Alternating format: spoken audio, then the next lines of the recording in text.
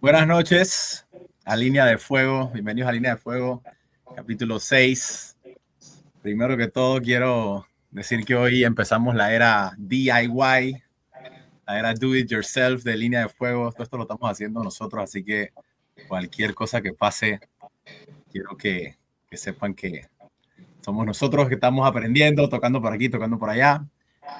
Hoy vamos a hablar de India, un país fascinante. Yo personalmente he tenido la fortuna de visitarlo 2 veces. En la primera vez estuve 3 meses como periodista. Quizá alguna de la gente que de repente que me conoce en mi carrera sabe, a lo mejor se recuerda del Proyecto India en Telemetro. Pude recorrer casi todo el país, y la segunda vez ya fue con mi amiga Yanaína, cuando ella era canciller. Fuimos al Raisina Dialogue en Delhi. Y bueno, fue un país que desde la primera vez que lo conocí me voló la cabeza, como creo que la mayoría de la gente de estos lados del mundo cuando va para allá. Y hoy tenemos el honor de hablar de ese país. Quería decirle a las dos personas que tengo aquí en el programa, tanto a Yanaína como a Hari, que ellos dos tienen una gran relación con India, pero se recuerden que la mayoría de los panameños no la tenemos. Entonces sería bueno empezar por lo básico.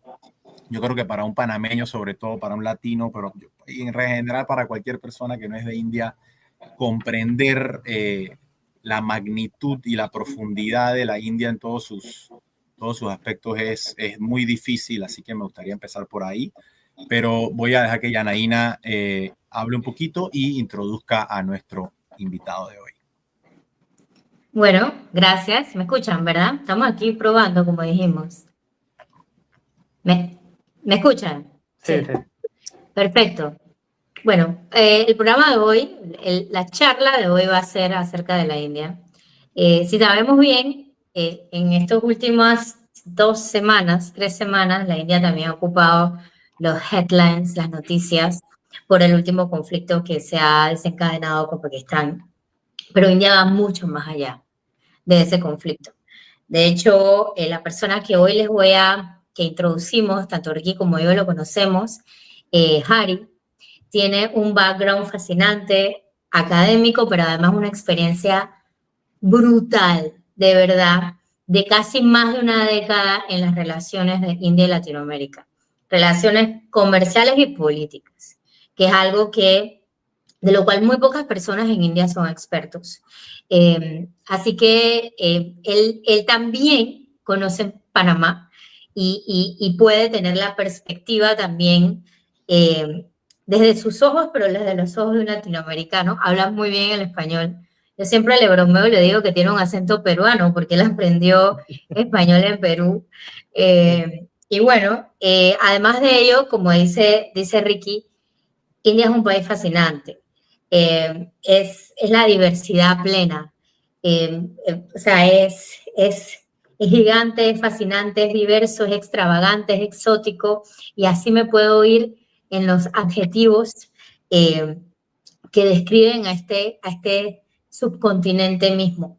Así que yo creo que más que iniciar yo a explicar un poco como panameña lo que es India, quiero darte la bienvenida, Hari, que nos hables un poquito de tu experiencia, de qué es para ti India. Hari nació en India. Y yo quiero aquí hacer un paréntesis. Ricky también conoce India muy bien. De hecho, eres uno de los pocos panameños que fue del norte al sur. O sea, ha visto los contrastes y la diversidad que tiene India en todos los sentidos. O sea, es que es fascinante. En India, como dicen, en cada 10 kilómetros puedes que te encuentres con un idioma completamente distinto, con una lengua o la comida completamente distinta, tradiciones, músicas completamente distintas, coexisten, y esto es algo que muchas personas no saben. Es un país donde coexiste el hinduismo, el islam, pero también hay una gran cantidad de católicos, cristianos.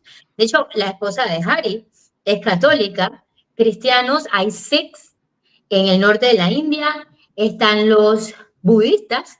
No olvidemos que Siddhartha Gautama nació en India, en lo que es hoy India, jainistas, Y yo creo que no sé si se me olvida alguna porque es tan diversa y coexisten y viven. Entonces, esa es la belleza de este país, que además se está convirtiendo, se convierte, creo que Harry me va a corregir porque es el experto en las cifras, en la cuarta, aspirando a ser tercera economía del mundo. Entonces, no es cualquier cosa lo que tenemos aquí, lo que vamos a analizar. Ricky, yo creo que este programa puede hasta tener versión 2 porque la riqueza de un país tan complejo, tan difícil de entender, es tal que requiere definitivamente un análisis profundo de su historia, que es fascinante también, y de su gente. Así que te paso la palabra, Harry, porque tú eres aquí quien nos ilumina un poco en este tema. No, gracias Janaina y Ricky. Un placer estar en el programa con ustedes. O sea, India siempre es un país muy complejo, ¿no? Aunque nací en India, yo empecé a pensar en India como parte de, o sea, no solo del sur global, pero del mundo, en una manera diferente, solo en 2015, cuando yo estuve en una clase y el profesor me dijo a toda la clase que hacemos un error llamando a países como países, ¿no? Porque eso significa que todos los países son iguales. O sea, que es un level playing field, ¿no? Pero no es, ¿no? El país, creo que Mónaco, tiene el tamaño de la Universidad de Stanford. Es un país, ¿no? Tiene un voto en Naciones Unidas y hay países así pequeños. India no solo es gigante así de tamaño, de población, pero no se puede pensar como un país, porque así no se entiende. Lo más que se puede comparar en población es con China, ¿no? Pero China no es un país tan complejo en materia de religión, en idiomas, etnicidad, o sea, cultura, comida, es bastante diferente dentro de India, ¿no? Incluso los países que tenemos en Europa, o sea, creo que la Unión Europea empezó con un poco menos de 30 países, ¿no? India tiene casi el mismo número de estados y en cada estado hay otro idioma diferente, ¿no? Yo nací hablando un idioma que se llama Tamil, que no tiene nada que ver con cualquier otro idioma en India, o sea, pero se puede entender un poco otro idioma en un estado cerca de Tamil Nadu, ¿no? En el sur. Pero al final, o sea, India no se puede comparar con ningún país y se puede pensar, tal vez, Janaina, como dijiste, es un subcontinente. Se puede pensar en India como un subcontinente, ¿no? Es más fácil entenderlo así. Pero recientemente alguien me dijo que incluso eso no es correcto porque se puede pensar mejor en India como otro mundo, ¿no? Porque, De verdad. Sí, la competencia que hay dentro del país y cómo se aportan a nivel internacional es distinto y siempre va evolucionando. Entonces, o sea, para cualquier persona, India, yo lo puedo resumir en palabras de un diplomático de India que me dijo una vez: todo lo que escuchas sobre India es verdad, pero al contrario también es verdad. ¿Sí? Yo creo, Harry, que eso que dices es muy cierto. O sea, todo lo que existe en el mundo se puede encontrar en la India. O sea, y de todas las formas y combinaciones posibles, ¿no? Yo creo que por eso yo quería empezar por esta manera, como intentar un poquito dimensionar lo que la India significa para el mundo. Porque a pesar de todo esto que tú estás diciendo, al mismo tiempo sigue siendo un Estado, ¿no? Un Estado dentro de las Naciones Unidas, pues, o dentro del orden internacional, y tiene un voto, al igual que Mónaco, o por ejemplo, al igual que Panamá, ¿no? Bien podías haber dicho Panamá y lo podías haber comparado con el tamaño de algún pueblito o alguna cosa en la India, no solamente a nivel de territorio, sino de demografía. Pero me interesaba mucho porque para los latinoamericanos, cuando a mí me pasó algo parecido, ¿no? O sea, viniendo de un país como este, tan chiquito y además con una densidad de población tan baja como Panamá, porque nosotros no somos un país que está crowded para nada. Yo siempre le digo a la gente, tú no sabes lo que es el mundo y tú no sabes lo que es gente hasta que no vas a India o a China, por ejemplo. Sí. Ahí es que ves gente de verdad, o sea, ahí es que es el mundo, ahí es que ves, porque tú dices, hay 7.000 millones de personas, hay 8.000 millones de personas en el mundo, hasta que no vas allá y no ves que hay gente hasta abajo de las piedras, es que no logras sentir lo que significa de verdad estar en el mundo. Y eso creo que es algo que a nosotros en Panamá nos cuesta dimensionarlo, especialmente si tú no viajas o si viajas por Latinoamérica, que en general son países donde la gente no está apiñada y donde no existen, digo, salvo Brasil, Argentina, sí se ven esas extensiones de territorio, pero se ven vacías, no se ven llenas de gente como se ven en la India o incluso el tren. Sí, entonces yo quería también tanto a ti como a Yanaína, ¿no? Los dos, porque yo sé que los dos les apasiona este tema y de hecho tienen conexiones con el país.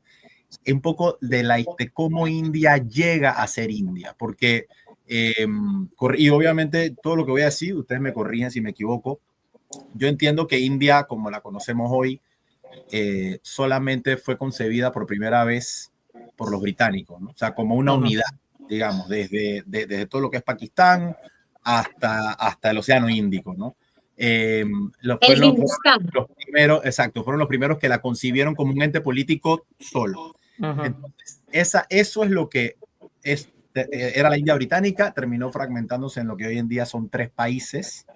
Y hoy en día, ¿cuánto van? 78 años casi de independencia, ¿no? Tiene la forma que tiene, pero es un país definitivamente experimentando unos cambios tan profundos que no se sabe si esa forma actual, o sea, yo creo yo diría que la forma actual de ningún país, de ningún ente político del mundo se puede take for granted hoy en día, ¿no? Yo he hablado varias veces hasta de una guerra civil en Estados Unidos, una fragmentación, porque todo puede pasar. Y en ese sentido quería como que preguntarle a los dos por ese timeline geopolítico, por decirlo así, de la geografía con la política, de los límites políticos de lo que se considera. Y también, como Yanaína acaba de decir, voy a aprovechar para aclarar un poquito esos términos, ¿no? Porque en Panamá cometemos mucho a veces ese error de referirnos a indios, hindúes, indostanes, o sea, y realmente la gente no sabe qué es una cosa y qué es otra. A ver, quiero decir algo. O sea, yo nunca en mi vida he tenido la respuesta a una pregunta que me hizo alguien hace muchos años. ¿Qué es ser indio? ¿Qué es ser, o sea, como dices la palabra, qué es ser indostana, ¿no? ¿Qué significa eso? ¿Qué significa India como un país? Es que India no tiene idioma nacional, no tiene, o sea, una cultura única, ¿no? Tiene como 20 idiomas nacionales, tiene diferentes culturas en cada estado y dentro de cada estado. Yo tenía más choque cultural viajando y viviendo, o sea, mudando de Chennai, en el sur de India, a Mumbai, que tuve yendo de Mumbai a Perú, ¿no? A Lima, porque la diferencia entre Chennai y Mumbai es, o sea, la diferencia es más amplio, es más grande que entre Mumbai y Lima, ¿no? Entonces, pero India como ente político, como un actor geopolítico, sí es muy claro, es muy definido, o sea, hay dos cosas, hay una identidad y cultura doméstica que es muy fluido, ¿no? Que siempre va cambiando cada día. y hay un ente político a nivel global que tiene una historia, o sea, bien fija, ¿eh? O sea, a pesar de que India tiene un gobierno de derecha, por ejemplo, la política exterior de no alineamiento sigue, ¿no? Y este gobierno ha estado en el poder 11 años. Y también otros gobiernos en el pasado que no fueron del mismo partido del primer gobierno se llama el Indian National Congress, que empezó con esa política de no alineamiento. Indira Gandhi. Sí, con Indira Gandhi. Esa política sigue, pero ¿por qué? Es muy claro. Es la misma política que tenía incluso China para muchos años, porque la prioridad uno siempre es el desarrollo doméstico, el desarrollo económico doméstico. Hasta cuando termines eso, no puedes hacer mucho a nivel global, ¿no? Nadie te va a escuchar, nadie te va a creer cuando dices que es o sea, incluso si dices es un poder aspirante, no. O sea, tienes que terminar primero el crecimiento doméstico, como lo hizo China, ¿no? Ese diplomacia de Wolf Warrior Diplomacy que estamos viendo desde China existe solo desde pocos años, ¿no? No pasó durante 80s, 90s, en los tiempos de Deng Xiaoping, no. Pero sí hoy pasa porque China tiene más poder económico doméstico también. India todavía no, ¿no? Lamentablemente, o sea, India, aunque es por el PIB nominal total, es siempre en los top 5 o top 10, ¿no? En las últimas 3 décadas. Por PIB por persona, hasta hoy, es comparable con Bangladesh, con países en África. O sea, todavía sigue siendo un número muy bajo, ¿no? Entonces, Claro. la prioridad sí siempre va a ser el crecimiento doméstico, crecimiento económico, hasta cuando eso llega a un nivel donde India es un país de medio ingreso al menos, ¿no? Sí, sí. Yo quiero agregar un poquito aquí, en la misma línea de Ángel, porque esta es una discusión que hemos tenido por muchos años. Y yo tengo una teoría que de hecho, y voy a hacer un background histórico. Antes de lo que él comenta, que la conceptualización de India por el Imperio Británico, existía en el territorio del Hindustán, la parte ya, digamos, que desde el Indus, el Sindh, el río, donde se desarrolló parte de la cultura inicial brahmánica de India. Esa región y todos los estados de India estaban gobernados como principados o como sultanatos por maharajas. O sea, cada uno tenía su porción. Una vez se da la independencia, obviamente esto era uno de los temas, digamos, más álgidos, porque se hablaba de un solo territorio que incluyese tanto a los musulmanes como a los hindúes, como a los cristianos, como a los católicos, como a los sikhs. Esa fue la conceptualización de ese India, ¿no?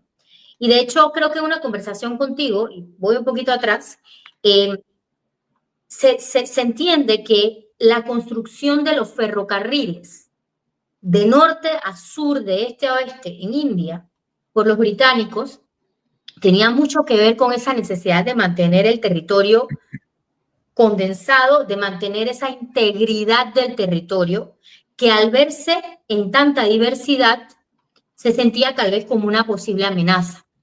Entonces, y también un control, ¿no? Del territorio. ¿Qué sucede? Una vez se da la independencia, esta duda del desmembramiento de la India, porque poco a poco vimos, se creó primero Pakistán, y Pakistán era Pakistán Este y Pakistán Oeste.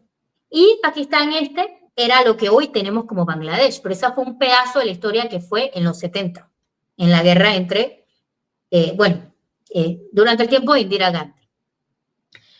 Sin embargo, el territorio mismo, como unidad de India, a pesar de sus diferencias, la manera en que se constituyó, la constitución misma, la libertad, es una república, pero federal, digamos, que tiene cada estado, ha permitido que esa diversidad, en lugar de convertirse en una debilidad a través de los tiempos, se convierta en la fortaleza y el motivo por el cual se mantiene unido. Si tú te das cuenta, en India hay elecciones de distintos estados en todos los momentos del año. Sí. Esto lo estaba conversando con Harry. O sea, aquí las elecciones son en mayo. Todo el mundo va a votar en mayo. En India todo el tiempo hay elecciones porque cada estado se turna y va teniendo elecciones. Ese sistema tan pluralista y a la vez tan fortalecido y en la flexibilidad, mira que voy a hacer énfasis en esto, fortalecido en la flexibilidad, que permite a cada estado, digamos que expresarse y con niveles de independencia, que digo, eso lo podemos discutir en otro, o sea, que son de sumo interés. Esa democracia en su máxima expresión, que para muchos es uno de los hándicaps de India, es lo que siento que ha permitido ir creando después del partition, después de la partición, después de la creación de India, en lugar de una división, un concepto ya global de que ya todos tenemos una historia conjunta, que eso es lo que va, o sea, no sé si me explico, que eso es lo que va creando el concepto de India. Ya todos unidos, no tú en el sultanato de Delhi, tú no eres el Maharaja ya tú no eres el Rajput de Rajasthan, ya todos somos todos uno en nuestra diversidad, digamos federal, no quiero usar esta palabra, pero cada estado tiene una legislación muy distinta y muy bastante diversa, pero van caminando toditos en la misma historia, que les ha empezado a crear desde esos tiempos hasta ahora tal vez un concepto de India. Y ya finalizo con el tema de la interdependencia que mencionó Harry. Como India decidió en los 70s llevar a cabo bastantes distintos tipos de revoluciones, verde, blanca, de la leche, etcétera, etcétera, para crear independencia y autosuficiencia, el trade, el comercio, el intercambio entre cada estado es fascinante y los ha fortalecido tanto que el concepto de separarse sería hasta inconveniente para cada uno de ellos. O sea, el comercio, el intercambio entre ellos mismos, siento que ha sido parte también de lo que ha creado. Y tú ya lo puedes ver porque India ha tenido por mucho tiempo, en los tiempos de Indira Gandhi, sabemos la historia que la operación Blue Star, en el templo, en el Gurdwara, la Amritsar, el templo dorado. Templo dorado.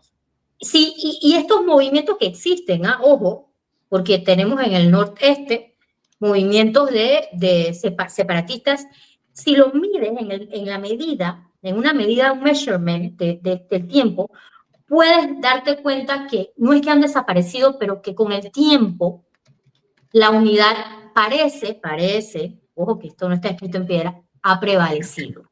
Ahora tenemos a un primer ministro que tú y yo lo hemos hablado, y ya con esto finalizo, pero es un primer ministro que responde a la generación esa, al sentir de ese momento, y que de alguna manera ha conceptualizado ese concepto de ahora, que comparten todos del norte hasta el sur, de, por ejemplo, Bharat, ahora el nombre que se le llama a India, son conceptos védicos, son conceptos que están en el Gita. O sea, a Arjun, Krishna le decía a Arjun, le llamaba, hijo de Bharat. O sea, desde esos tiempos, entonces esa conceptualización de traer a India a los conocimientos ancestrales que casi todos comparten, salvo obviamente, creo que también ha agregado un elemento digamos, de goma. Sí. Una cosa me preocupa, que es ese nuevo deseo de algunas corrientes de eliminar en la historia y en los libros de historia la presencia Mughal, que eso también debe ser un concepto histórico que en lugar de separar, unifique, porque la influencia de los Mughals no solo quedó en el norte, tenemos trazos hasta en el sur también. Entonces yo creo que son muchos los elementos, pero mi teoría es que a largo plazo, en lugar de irse desintegrando, la manera en que fueron creados y la independencia que se le dio a cada uno de estos estados ha permitido una consolidación que va creando ya una identidad india misma. Sí. Mira, yo, bueno, todo lo que acabas de decir es muy fascinante. Con lo que dijiste de los trenes, me vino a la mente esta idea, ¿no? De que todos estos análisis que nosotros hacemos comienzan o tienen de fondo esto que se llama el Great Divergence, ¿no? El momento en el que Europa, o por decirlo así, la civilización europea se desmarca o se va adelante en términos de tecnología y de otras cosas con respecto al resto del mundo y luego le cae encima al resto del mundo con ciertas tecnologías y ciertas ideas. Entonces, es muy interesante también porque esto sucede y le cae a cada región del mundo en momentos diferentes, ¿no? O sea, es muy fácil hablar de colonialismo, pero el colonialismo que sufrió la India o que vivió la India no tiene absolutamente nada que ver con el de Latinoamérica, ¿no? Eran épocas totalmente diferentes, o sea, el año 1500 y el año 1800 no tienen absolutamente nada que ver, hay 300 años de diferencia. Y todo esto lo digo porque la caída del concepto de nación en lo que hoy en día se conoce como la India o en esa parte del mundo tiene que ser analizado en su justa dimensión, ¿no? O sea, por eso digo lo de los trenes. Los trenes son considerados uno de las tecnologías que van de la mano con la idea de nación, sobre todo en Europa. Antes de eso estuvo la imprenta. La imprenta fue la que ayudó a que se hablara el mismo idioma digamos, en lo que hoy es Alemania, lo que hoy es Inglaterra, lo que sea, y no se hablaran dialectos, ¿sabes? Que era lo que se hablaba, lo que se conoce como vernaculares, ¿no? La imprenta unifica el idioma lleva a una nación, el ferrocarril une esa nación y de ahí sale pues las naciones clásicas del mundo, que son pues Francia, bueno, Alemania es un poquito una mezcla, pero sobre todo Francia, Inglaterra, tienen ese sentido. Y luego ese concepto y esa manera de organizar el mundo, que es todavía el template de estados nacionales, que no todo el mundo cabe bien en ese template, pero sigue siendo el template por el que se organiza el mundo hoy en día, le cae a cada región del mundo y cada uno ve qué hace con eso. Una observación muy interesante que yo creo que una de las cosas más importantes al hablar de la India es cuál es el futuro, cuál es el presente y cuál es el futuro de la nación india, de India como nación, India concebida como nación. Ari acaba de decir que ni siquiera sabe qué significa eso. Y en mis viajes por la India yo lo vi. A mí me preguntaban a cada rato, oye, ¿qué tú crees que nos hace ser indios? Esa pregunta todavía está. Y sin embargo, India, para efectos prácticos, es una nación, o sea, es una nación-estado, pues es un país que tiene una frontera, todo el mundo lo reconoce, tiene relaciones diplomáticas, etcétera, etcétera, etcétera. Entonces es muy, la cuestión del futuro de la nación india es muy importante, es fascinante y quizás sea una de las cuestiones más importantes que afronta el mundo de hoy, aunque nadie habla de ello, porque estamos hablando de un continente, estamos hablando de no sé cuántos estados son, estamos hablando de una extensión de territorio que perfectamente podría tener la diversidad política en cuanto a número de países que tiene Europa, por ejemplo, porque a lo mejor en territorios son comparables y sin embargo India se maneja desde un solo gobierno, desde un sitio de gobierno, sus embajadas representan un solo gobierno y no representan a 50 gobiernos. Una de las cosas que se me vino a la mente es que nosotros, es como uno dice, ¿cómo puede ser que India con esa diversidad sea un solo país y cómo puede ser que Latinoamérica, por ejemplo, a pesar de todos los problemas geográficos que hay, no sea un solo país, a pesar de que hablamos el mismo idioma, profesamos la misma religión, by and large, alguna forma de cristianismo, que si te vas hacia atrás en el tiempo era más y más y más católico, y sin embargo no lo es. Una observación interesante que se puede hacer es que en Latinoamérica, cuando ese proyecto en Latinoamérica surgió, era el momento en el que todos estos países europeos estaban jugando al poder y entonces metían cuñas que las estaban metiendo en India para colonizar India. O sea, India iba 3 siglos más atrás que nosotros en el juego de la colonización. Lo que pasa es que cuando India se hace independiente y este proyecto o esta idea de mantener a la India como un solo país, que también estuvo y pudo haber pasado, y me gustaría escuchar más adelante lo que piensan ustedes sobre lo que pasó con Jinnah, etcétera, y por qué al final Pakistán existe, y a lo mejor pudo haber no existido, pero cuando llega ese momento, Jinnah. ya Para estamos la audiencia. o sea, ya estamos, cuando ocurre ese momento, ya estamos en la era post-Segunda Guerra Mundial. Ya ese juego que se jugó en Latinoamérica en el siglo XIX para dividir a los países, y que al final esto, y no estoy diciendo que es que todo hay que culpar a entes externos, pero los británicos jugaron un rol gigantesco en las relaciones y en las independencias de Latinoamérica, al igual que los franceses, etcétera. Todo el mundo estaba jugando y nosotros terminamos siendo una colección de 20 y pico, 30 y pico países, cada quien por su lado. India sobrevivió, pero es que India nació así y no le dio tiempo a desmembrarse. Se podría argumentar, porque cuando India pudo haberse desmembrado ya era la época en la que ninguna potencia extranjera podía hacer nada para que India se desmembrara. O sea, se desmembró, o sea, obviamente Pakistán y India, luego se volvió a desmembrar Pakistán, pero hasta ahí llegó. Pero era un ambiente geopolítico global muy diferente al del siglo XIX. El colonialismo ya estaba prohibido. El tomar territorio por fuerza estaba prohibido, etc. De hecho, India fue sacando a los portugueses, los sacó en el 47 o 48, no sé qué año por ahí, de Goa, ¿no? Bueno, ya sí, de Goa. Me parece fascinante. No, porque en el 47 se independizaron, creo que fue por los 60, ¿verdad, Ari? Sí. A ver, yo quería hacer unos comentarios, respondiendo a lo que ustedes dijeron. O sea, primero, lo que mencionó Yanaina, la complejidad de India, el tamaño que tiene India, yo creo que esto sí es una ventaja, ¿no? En India también hay un dicho que, o sea, en inglés es unity in diversity, ¿no? En la diversidad, o sea, hay unidad, ¿no? Es que eso es una ventaja porque por el tamaño del país, no es posible para cualquier entidad, ni gobierno, político, cualquier entidad, ¿ya?, que domina el país. No es posible. Les doy un ejemplo. Este gobierno ha estado en el poder 11 años. Han ganado elecciones, o sea, como si fuera su propia batalla y nadie más está en la cancha, ¿ya? Pero incluso este gobierno, en el estado de Tamil Nadu, o sea, yo nací en Tamil Nadu,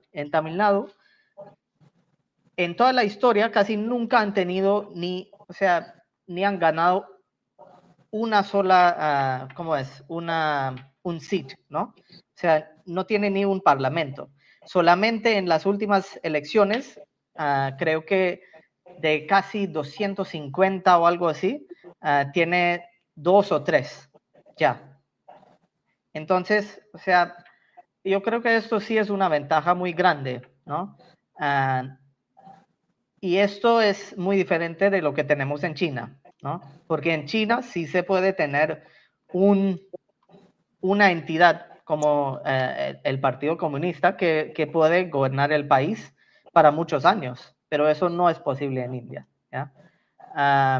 Segundo, quería decir lo que dijo Yanaina de la estructura federal, ¿no? Eso se puede observar más que todo en temas de economía, ¿no?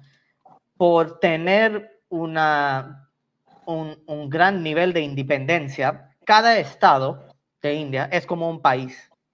Tiene sus propios recursos, tiene su propia economía que puede competir a nivel global, ¿sí?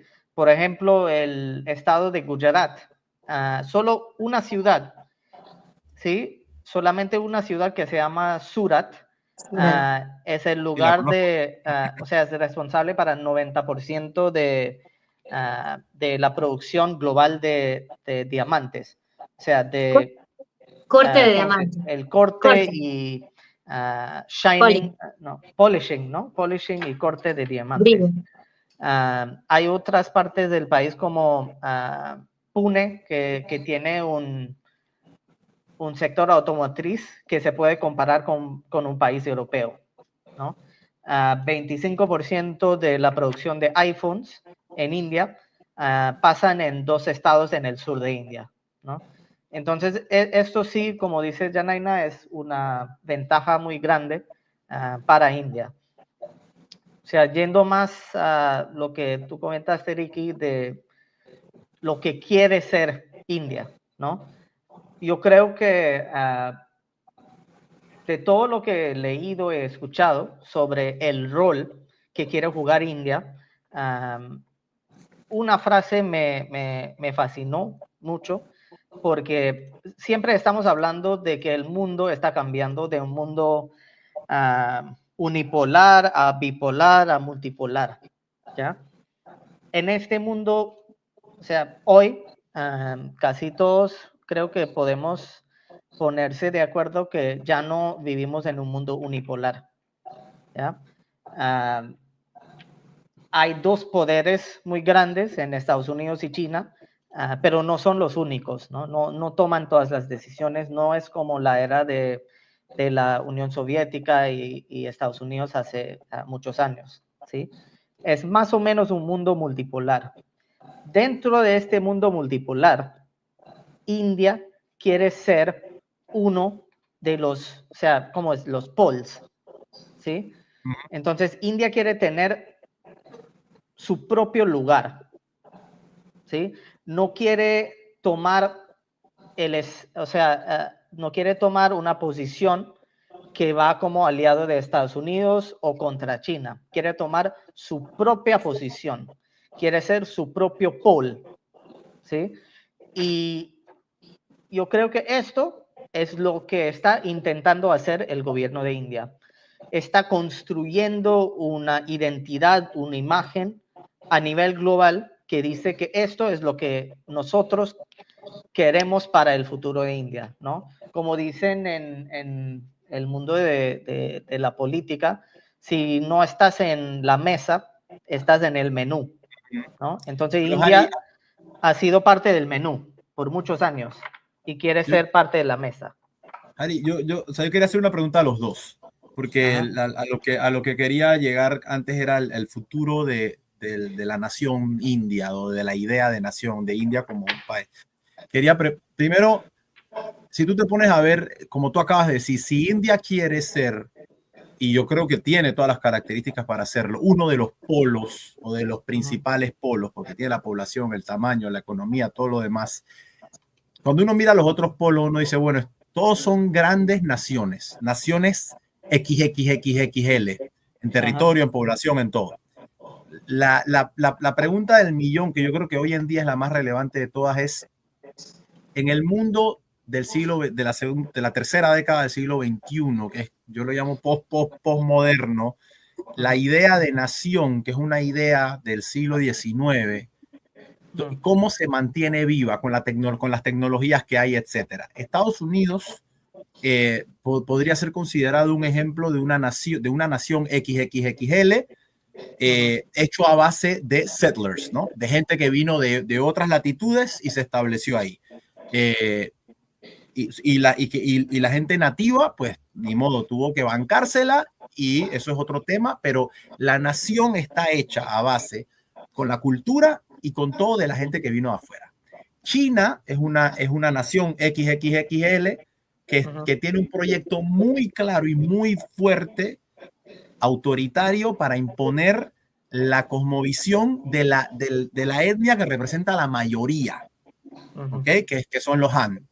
Y China, desde el triunfo del Partido Comunista en la Guerra Civil, ha tomado pasos irreversibles y muy drásticos, en algunos casos que lo están llamando hasta genocidio en el área de Xinjiang y todo lo demás, con el tema Xinjiang, con el tema Tibet y otros temas de otras minorías étnicas que hay en China. Te puede parecer mejor, te puede parecer peor, ese es el proyecto chino.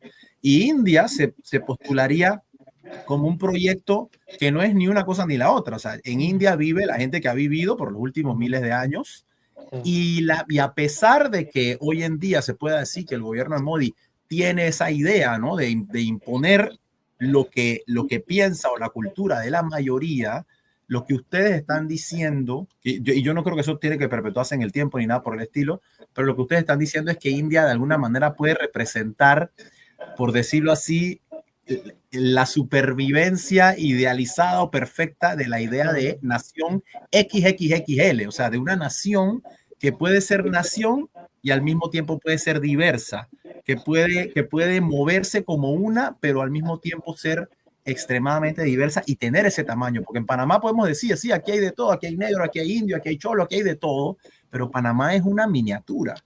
Sí. India es un país global, que tiene intereses globales y que ya cada día que pasa crece su economía, cada vez que se mueve, cada vez que estornuda, todo el mundo agarra una gripe. O sea, ya son países que tienen, cuyas acciones tienen consecuencias. Aquí nosotros podemos hundirnos en el mar y nadie se entera en Panamá, pero India no. Entonces, yo quiero que ustedes me profundicen un poco más en eso y también en el rol de Pakistán, porque al final puede terminar siendo que la existencia de Pakistán contribuya al fortalecimiento de la identidad india, porque todos sabemos que si uno tiene un enemigo, uno se concentra más, ¿sabe? Y la unidad es mucho más fácil cuando tienes un enemigo.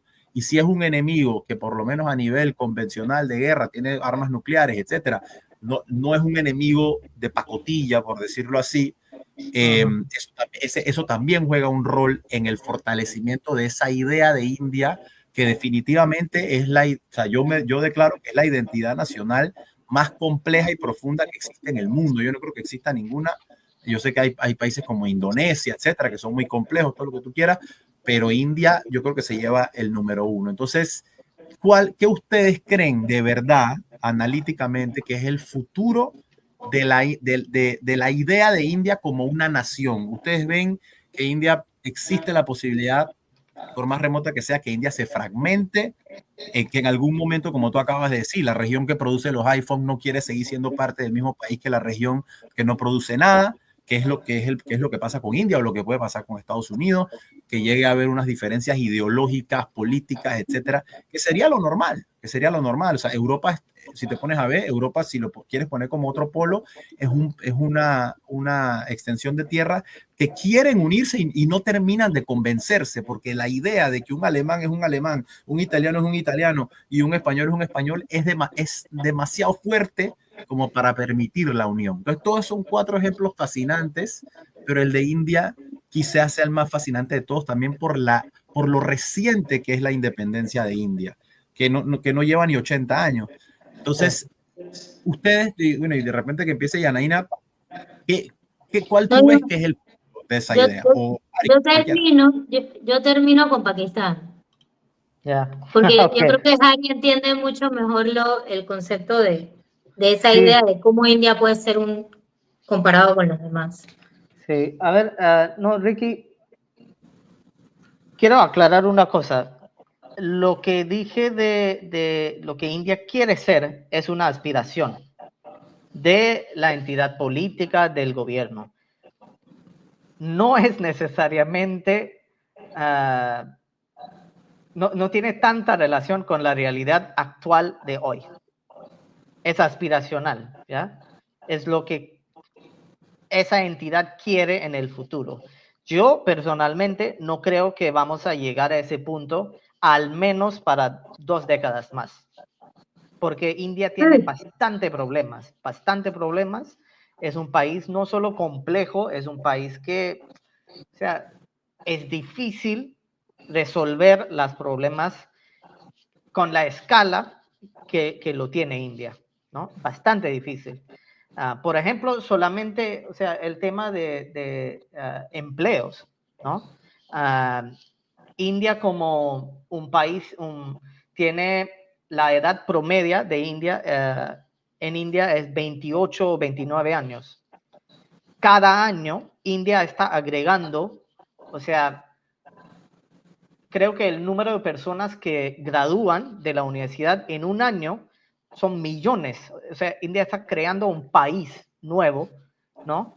cada año de gente que gradúan de la universidad. Esto mismo es imposible resolver, ¿ya? Por ejemplo, o sea, yo he estado escuchando de 2 décadas que India no puede competir con China haciendo manufacturas. No es posible. Entonces, la ventaja de India y lo que India quiere poner más énfasis es servicios y capital humano, ¿sí? Es algo que India tiene una ventaja sobre China porque la gente en China no habla tanto el inglés, ¿no? Entonces, si una empresa extranjera quiere invertir en India y quiere tener, o sea, una empresa de servicios, India es más comparable que China, ¿sí?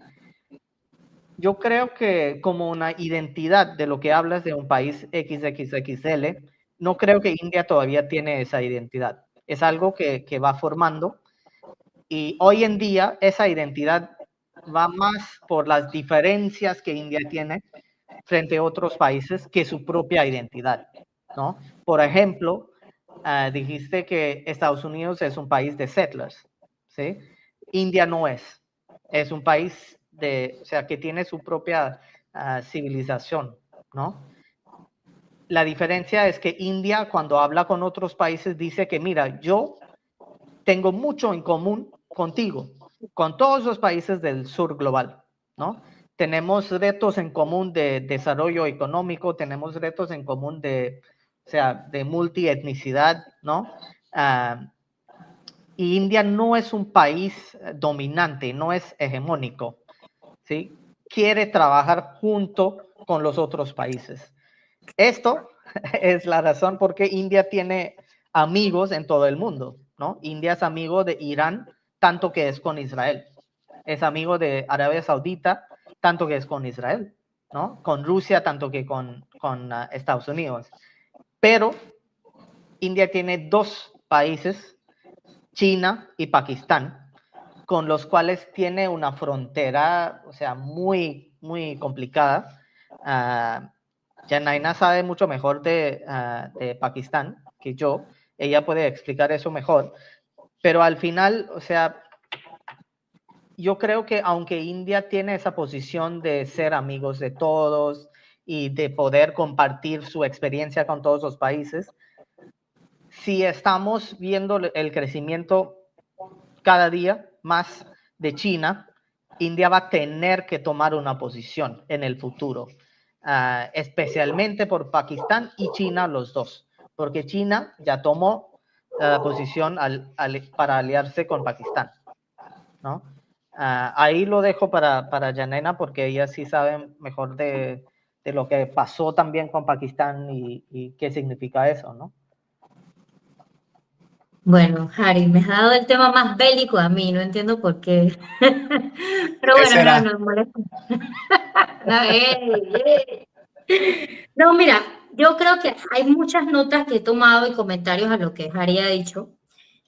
Yo creo que, y en eso me voy a enfocar, yo no veo a India en 2 décadas haciendo eso. Yo sí veo a India jugando un rol, yo creo que es indiscutible, es un polo económico de poder. O sea, actualmente lo es. Pero a los niveles que mencionas, yo no le pongo 2 décadas, pero pudiese ser ese ideal aspirar de un país que fue conceptualizado en la diversidad. Porque en un momento mencionaste a Jinnah, que es el padre creador de Pakistán. Pakistán no fue creado con la misma conceptualización de la creación de India, de que era aquí tienen que vivir todos. Pakistán tuvo la intención de ser creado como un estado con mayoría musulmana, un estado más musulmán. Entonces, eso ya marca una completa diferencia de cómo los creadores de India visualizaron cómo India debía ser. De allí salto a los retos más que todo, porque el futuro se puede predecir en base a los grandes retos. El reto número 1 que yo veo doméstico es el tema que Harry menciona, no profundizo porque él lo mencionó muy bien, el tema de la ubicación de la juventud. Ellos han tenido unas iniciativas muy buenas que durante mi tiempo de canciller traté de poder explotar. Era en una conversa que tuvimos, yo tengo mucho talento, India, tengo mucho talento. ¿Qué necesita Panamá? Bueno, Panamá necesita especialistas en farmacia, especialistas en esto. Bueno, hagamos un acuerdo temporal donde tú le pagas todos los derechos, tú sabes, ellos van, trabajan, enseñan, pero tienen que regresar. Entonces, lo bueno es que esa etapa de la juventud no ubicada se pasa y además regresas con un exposure internacional de un conocimiento global de distintos países. Yo creo que el acuerdo había empezado con Japón y habían empezado a hacerlo en otros lugares de Europa. No estoy tan segura que haya sido masivamente exitosa, pero eso te muestra cómo estaban tratando de buscar por medio de la política exterior soluciones a eso. El segundo gran problema, reto, no problema, reto de India es el tema geográfico. India tiene una situación geopolítica muy distinta a la de Estados Unidos, por ejemplo. Estados Unidos tiene 2 océanos, indiscutible su control sobre el Caribe, o sea, India tiene un vecino, por un lado, que ha sido deliberadamente hostil, que es la parte de Pakistán, y viceversa, aquí no vamos a tratar de... Y tiene una frontera bastante compleja. Y del otro lado, que es la parte ya de los Himalayas, de las montañas altas, muy complejas también, tiene a China, que no necesariamente es abiertamente hostil, pero juega una guerra hostil distinta a la de Pakistán, y ahí podemos hablar de lo que pasó recientemente con la Operación Sindur. No hay ningún problema. Yo no pienso, porque nunca ha sido así, Ricky, que Pakistán unifique a India. El efecto unificador es a la inversa. India unifica a Pakistán y le da mucha validez y legitimidad a su estamento de seguridad, incluyendo el ejército. De hecho, mira, yo estaba leyendo hace 3 días que Pakistán le invierte 14% de su PIB a la defensa y la seguridad. El ejército es el Estado. El ejército es todo.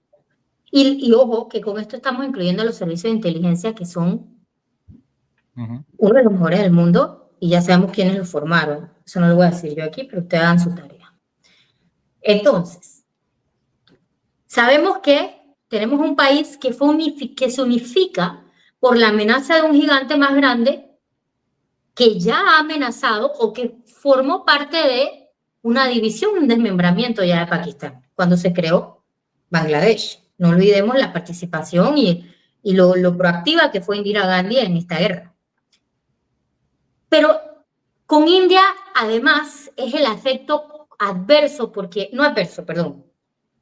desde un tiempo en adelante, yo diría que desde los 60 en adelante, las acciones geopolíticas o los imperativos geopolíticos de India están enfocados hacia China. El desarrollo del programa nuclear indio fue consecuencia del desarrollo del programa nuclear de China. Y por consecuencia el de Pakistán en el desarrollo de India, del nuclear de India. Entonces, India y China han tenido una guerra, tienen territorio en disputa también. Hari, yo creo que es Himachal Pradesh, ¿right? No, en Assam, Arunachal Pradesh, en Kashmir incluso. En la parte de arriba que Pakistán decidió cedérsela a China. Sí. Y a la fecha han tenido algunos standoff, ambos ejércitos, creo que hace 3 o 4 años, yo era ministra de gobierno de esos tiempos, en la parte alta de los Himalayas. Entonces, con esto, ¿qué quiero decir? Más a través del tiempo, sobre todo después de Kargil, de la guerra de Kargil, India no se ve a sí misma, mira que voy a usar el término, no se ve a sí misma, o no siente que Pakistán está a su altura. O sea, India está fijando su objetivo hacia una amenaza que ven a largo plazo mayor. Y de hecho, India ha sido eternamente, en el tema militar, un país que tiene mucha fortaleza en temas, inicialmente durante las guerras que tuvieron con Pakistán en armies, en ejército de tierra. Pero cada vez más su inversión va hacia los mares, hacia la marina. De hecho, han desarrollado portaaviones, han desarrollado tecnología enfocada en el Indian Ocean. Entonces, entendiendo más que todo que sus enfoques hasta en estos momentos están siendo China. Y de hecho, India tuvo una guerra con China donde hubo una superioridad de la parte china, que no necesariamente ha sido el ejemplo, la misma situación con Pakistán. Entonces, creo que está comprobado que en estos momentos de la historia India no se siente cómodo siendo comparado o viendo que se mencione, que se diga que Pakistán es su enemigo, a pesar de la lo que sabemos que no es, o sea, Pakistán tiene su ejército y o sea, ellos están enfocados en otra dimensión, siento yo. Yo creo que eso era más que todos mis apuntes. Finalmente, el tema de que India no es hegemónico es un tema histórico. India ha sido un país extremadamente invadido por todo el mundo. O sea, si nos vamos a la historia, a India lo invadió todo el mundo. Es un país que ha recibido invasiones constantes y eso ha formado también su cultura. Y podemos delinearlo, pero no es tan así en la actualidad. O sea, en el neighborhood de ellos existe cierto tipo de hegemonía en el relacionamiento con otros pequeños países que están alrededor. Sí. O sea, hay casos de Sri Lanka, hay casos de Nepal, está el caso de Bután, o sea, y Bangladesh también, que fue creado con la ayuda de India. Entonces, yo creo que esa teoría puede ir cambiando. Los países van transformándose en base a lo que ven y cómo se ven a sí mismos y cómo quieren proyectarse afuera. Sí, a ver, quería agregar un punto aquí de Pakistán. Es que yo creo que muchas veces el tema de defensa, de seguridad, no tanto en India, pero también en India, aunque más en Pakistán, se utiliza como una distracción, ¿no? O una excusa ante la incapacidad de los países como India y Pakistán para resolver, o sea, la raíz de los problemas de sus países, que son económicos, ¿no? De naturaleza económico.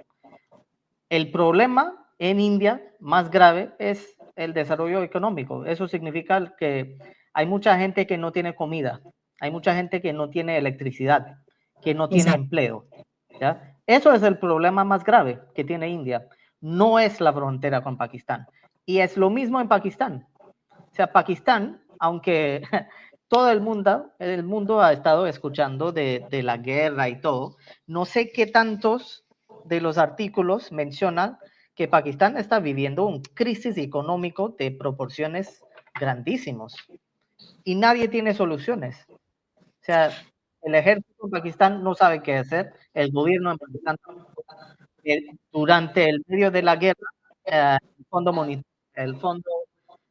Monetario Internacional otorgó $1 billón a Pakistán, ¿no? Porque el país tiene plata, ¿no? Pero yo creo que en India, o sea, existe un India económico y un India político.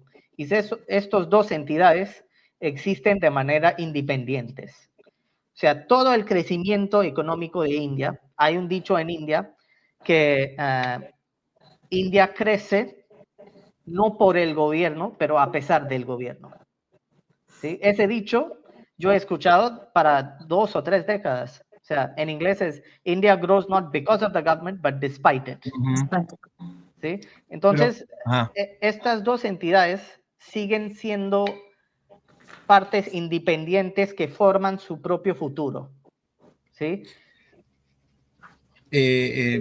Mira, eso quería preguntarles, oyéndolos hablar de todo esto y pensando en lo que estaba yo hablando de la idea de India.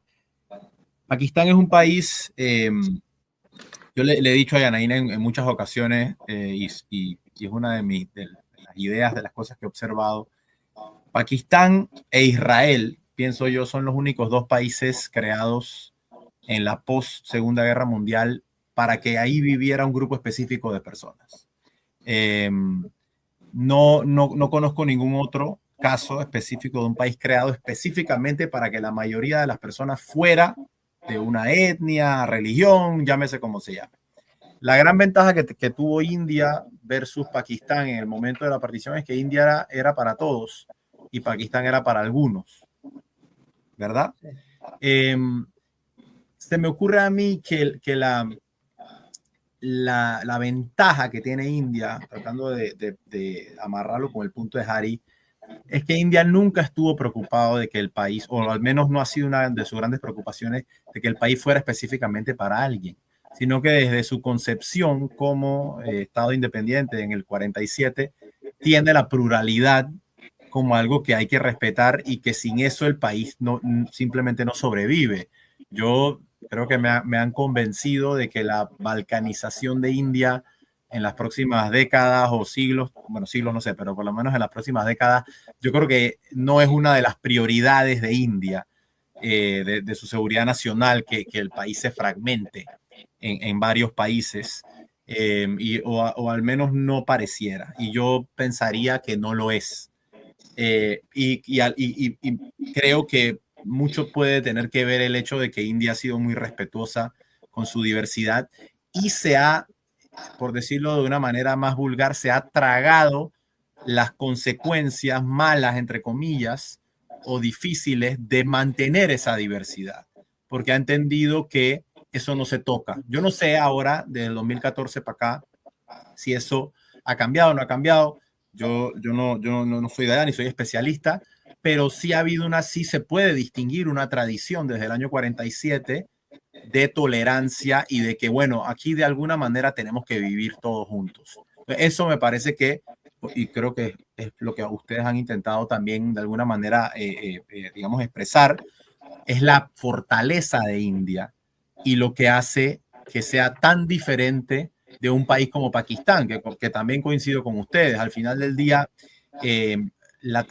Pakistán con Jinnah nace como un país que se supone que iba a ser un país secular, democrático, todo lo demás, pero luego, porque Jinnah no era un tipo religioso, era un borracho, de hecho, o sea, eso era no un borracho en el sentido, o sea, era un tipo que tomaba, era un tipo que era un tipo secular, era un tipo bastante secular, era una persona que no era una persona religiosa, ni fanática, ni nada por el estilo, y yo creo que jamás se le pasó por la cabeza que la idea de que Pakistán fuera un país para los musulmanes indios significara que el gobierno tenía que ser una teocracia o tenía que tener entre sus leyes religiosas. Yo creo que esa nunca fue la intención con la que se creó el país o con la que se conceptualizó el país, mucho menos en 1947, pero sin embargo bien rápido agarró ese, porque tiene sentido. Si tú dices, bueno, y si esto es un país para musulmanes, ¿por qué no nos gobernamos como se gobiernan los musulmanes? Y en cierta manera creo que eso es lo que está pasando en Israel hoy en día también. Lleva por lo menos una década o 2 décadas pasando. Si este es un país para judíos, ¿por qué no nos gobernamos por la ley judía o por todas estas ideas, ¿no? ¿Por qué no lo llevamos a su máxima consecuencia? Y me parece que eso es algo inherente a la idea de que el país sea para un tipo de personas específicos. Panamá no es para los cristianos, ni es para los negros, ni es para los blancos, Panamá es para los panameños, lo mismo que India. Entonces, eso me parece que hay una diferencia de salida y por ende quería preguntarles a ustedes qué futuro puede tener Pakistán en este esquema. O sea, un país que, diría yo, de salida fue creado por los motivos equivocados, bien rápido agarró un giro que era lógico. Si ya empezaste torcido, es normal que se tuerza un poco más, y hoy en día ha llegado a un presente en el que su razón de ser es la oposición a India, el ejército es el Estado, es el único que tiene la capacidad de mantener al Estado, porque además luego ya sabemos, tiene temas en la frontera con Afganistán, también tiene su diversidad, también tiene sus problemas tribales, cosas. ¿Y qué futuro puede tener un país como ese en una era en la que incluso el nacionalismo y las mismas ideas de modernidad que son las que más o menos siguen gobernando el mundo, cada día están más erosionadas, donde la tecnología, el cambio climático, con todas estas cosas que están pasando, ¿qué futuro puede tener Pakistán? A ver, Yanaina, ¿quieres? ¿No? Parece que, bueno, Yo sí tengo, yo tengo dale, notas ya, si dale, quieres, tira tus pero notas, tira tus notas.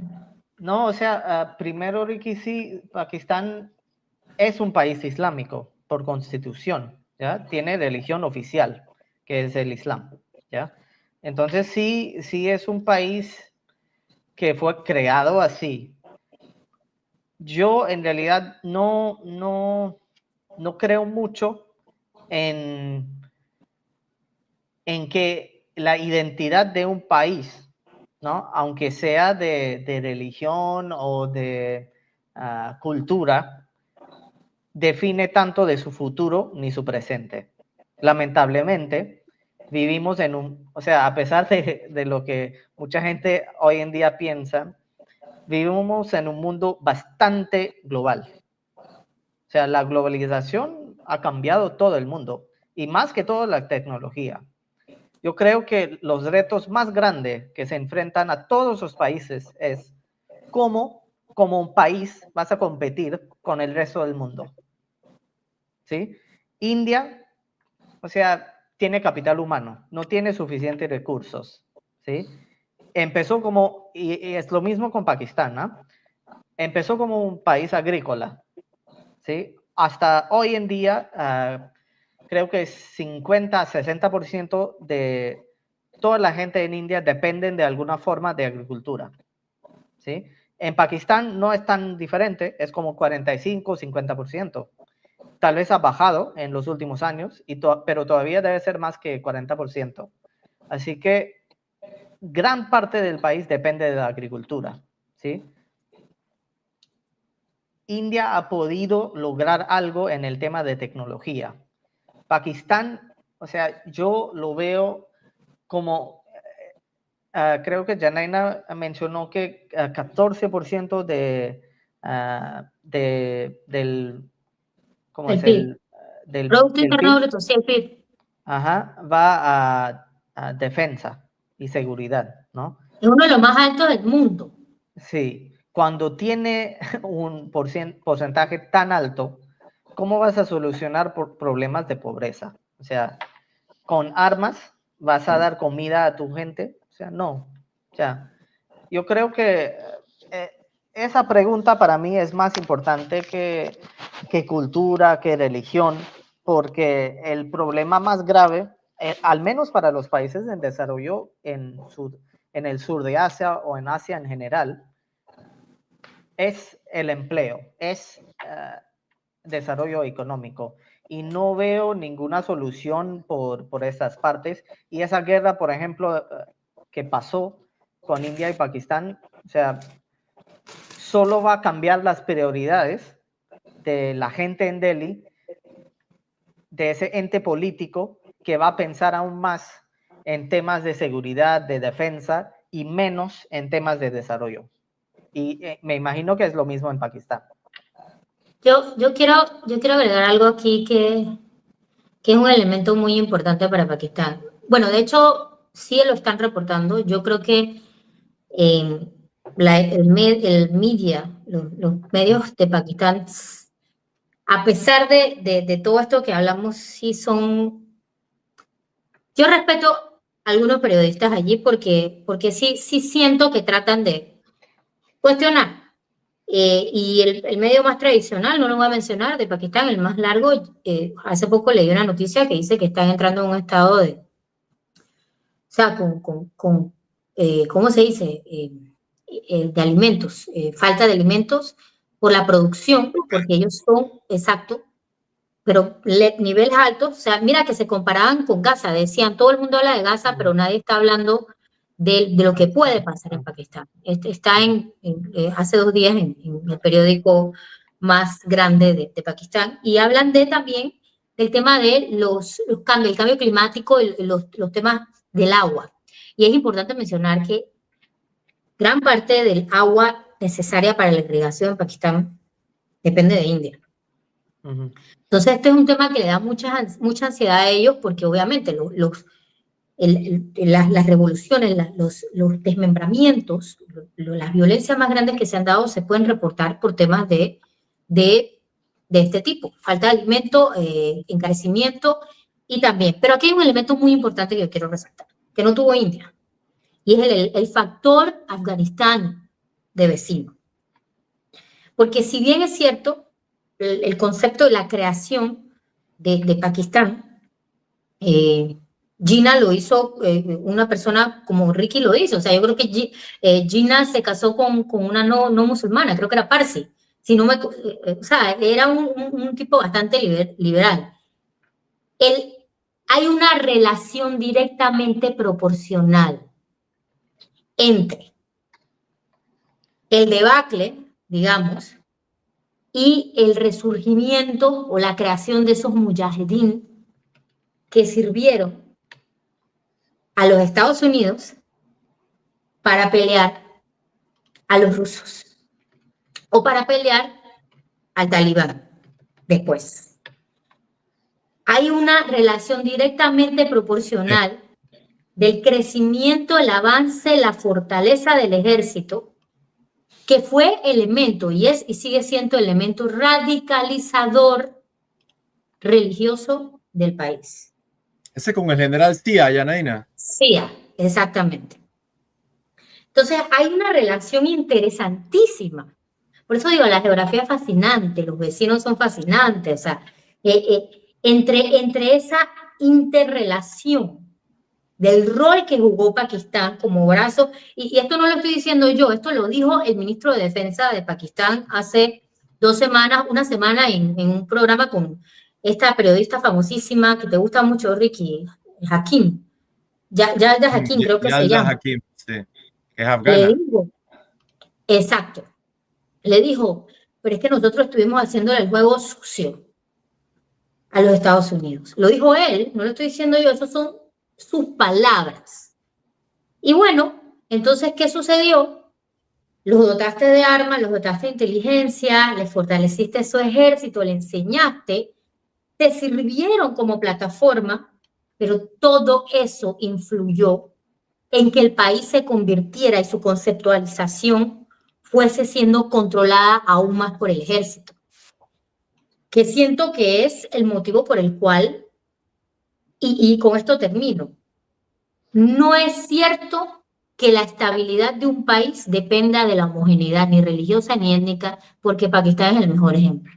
Tenemos golpes de Estado tras golpes de Estado que son causados, y caídas y subidas de gobierno que son causados por el ejército.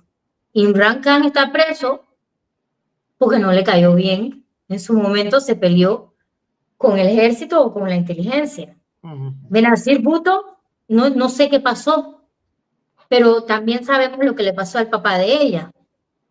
Entonces, el ejército de Pakistán ha jugado un rol interesante en el destino que el país ha recorrido. Ellos van a tener que tomar su decisión en algún momento. Y obviamente, si estás entrenando combatientes, los estás enraizando, los estás desarrollando dentro de tu propio país. Y esos en algún momento se van a rebelar en contra tuyo. Ahorita tienen un reto, y ya con esto finalizo, que es el tema de Baluchistán. ¿Y qué me dices del TTP, del Tehrik Pakistan Taliban, Taliban Pakistan, que ahora se peleó con el talibán afgano? O sea, es una cosa fascinante, porque al final tienes un país basado en una sola religión, pero que la falta de proveerle recursos es lo que te va a causar la radicalización de cualquier tipo de combatiente y grupo terrorista. Es mi opinión, esto es una opinión muy personal.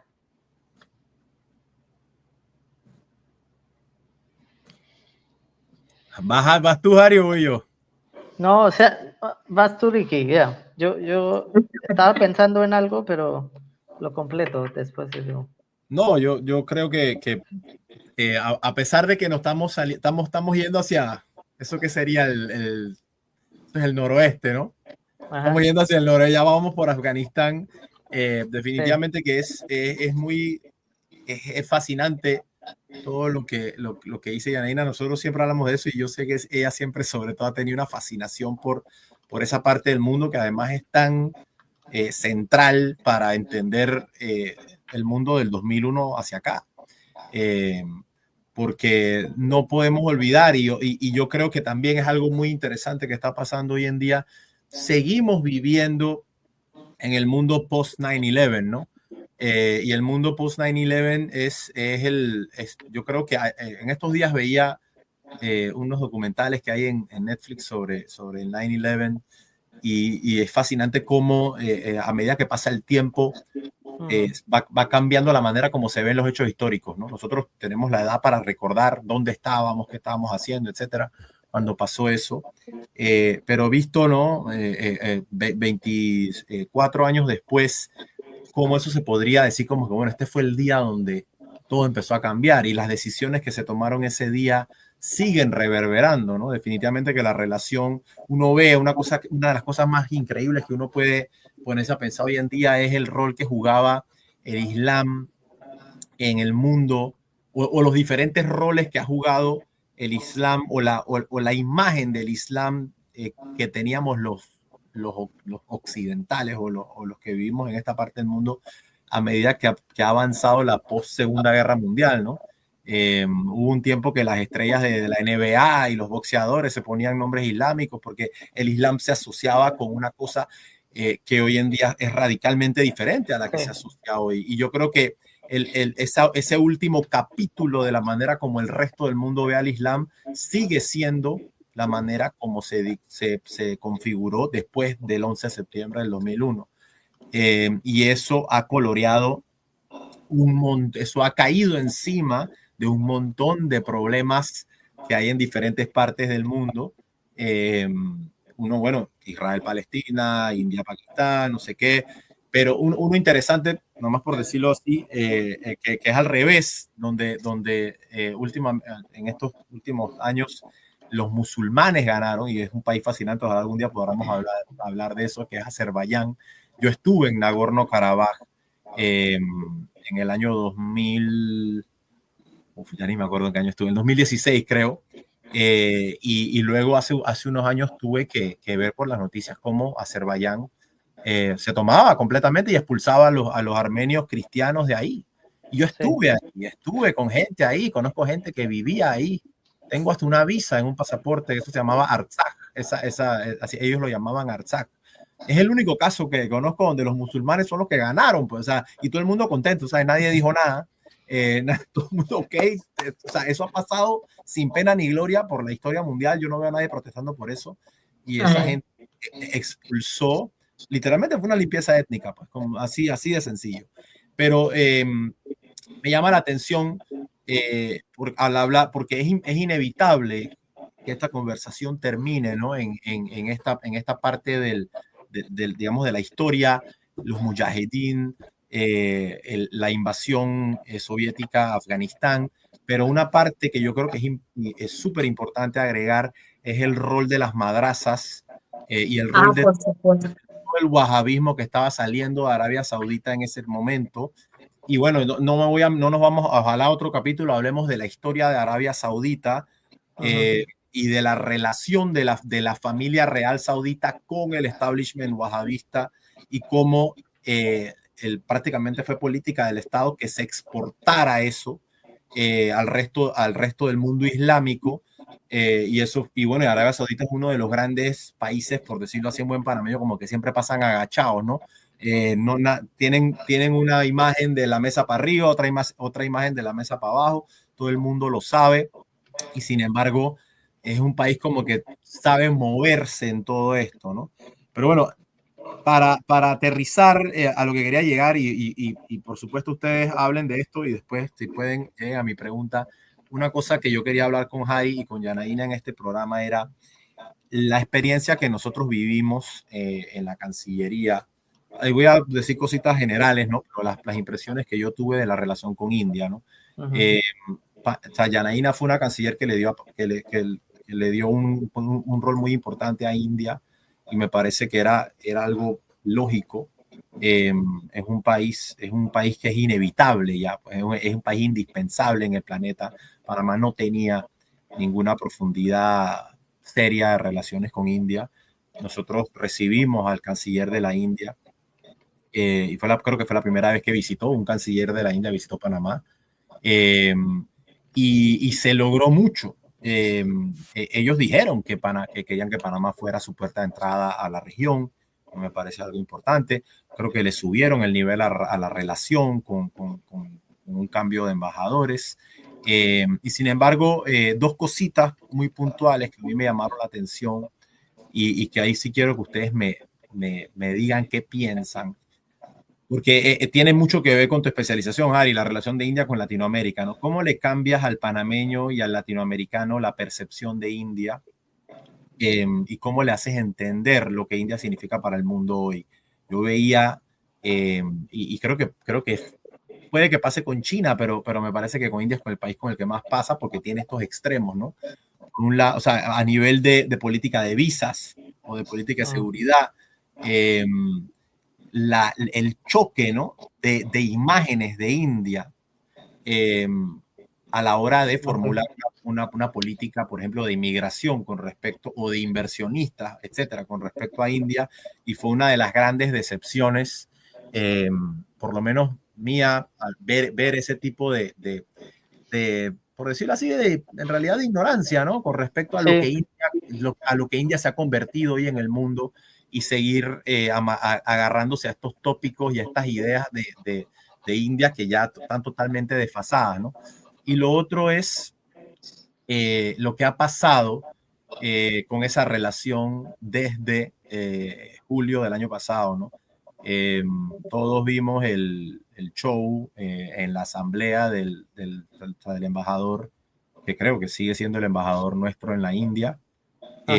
Y dentro de ese acercamiento y de ese estrechamiento y profundización de las relaciones que se dio bueno, hace un año o 2 años, cuando Yanaina estaba ahí y durante el gobierno anterior, sobre todo a nivel diplomático, ¿no? ¿Cómo se ve eso? O sea, que tú digas, hey, este país, wow, qué bueno, les interesa India, vamos a entrar por aquí, mira, Panamá, y de repente te mandan un embajador que llega a la asamblea y hace ese show,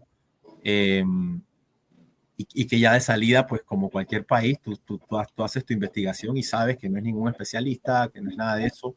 ¿Cómo un país como India se toma eso, ¿no? Y cómo nosotros, ya como panameños, podemos ser tan indolentes y tan superficiales con la diplomacia, ¿no? Y con cosas que son en verdad importantes. O sea, yo pensaría que por más corrupción, amiguismo, nepotismo, clientelismo, lo que tú quieras decir que haya, eso no quita que tú tengas que tener ciertas cosas que deben ser sagradas, ¿no?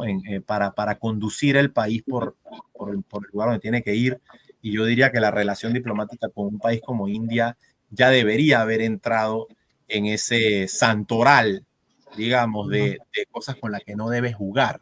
Al contrario, que cada día le tienes que ir metiendo más recursos, porque yo no creo que India vaya a dejar de ser importante o vaya a reducir su importancia relativa a nivel global, sino que va a ir creciendo.